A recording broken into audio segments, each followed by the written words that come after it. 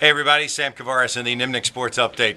The Jaguars provided the shock of the first round as they jumped from 16 all the way up to 10. I know it wasn't the biggest move, but everybody expected Atlanta to go up in order to get Julio Jones.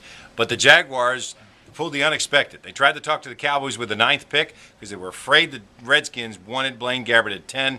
But when the Cowboys were not interested, the Jaguars talked to the Redskins, and the Redskins said, yeah, in fact, we'll trade you first-rounders and a second-rounder this year.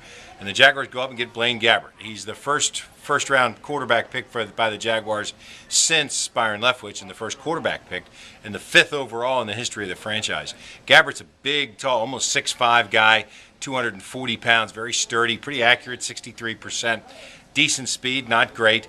He'll have to learn the system because he kind of played in the spread at Missouri. But if you wanted buzz, you wanted excitement, if you wanted something to grab onto, boy, this is it. In talking to Gene Smith and Jack Del Rio down at the stadium after the draft, they both said, look, this guy's a special player, and that's why they kind of went against everything that they thought in order to go get him at that spot. They had no idea. They didn't think he'd be available. They thought he might be the number 1 pick. They certainly thought he would not be there with the 10th pick, and when he was, they felt like it was absolutely worth it. Like it or hate it, you got to admire what the Jaguars are trying to do and create some excitement and get a quarterback that they think is going to be a star in the future.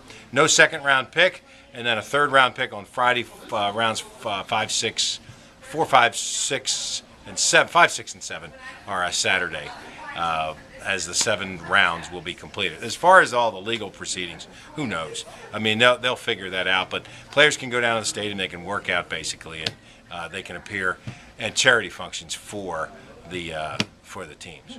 Hey, the Magic end up losing 84-81.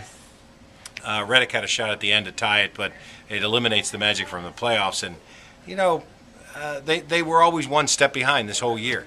They were with Vince Carter after they made the trade. They never really kind of were as good as people thought. They've got some great talent. They're one big man away, maybe better team chemistry. It's hard to think that they could win a championship with Jameer Nelson, who's an excellent player, but not, I think, a guy who can compete against, Derek Fisher, Kobe Bryant for a championship.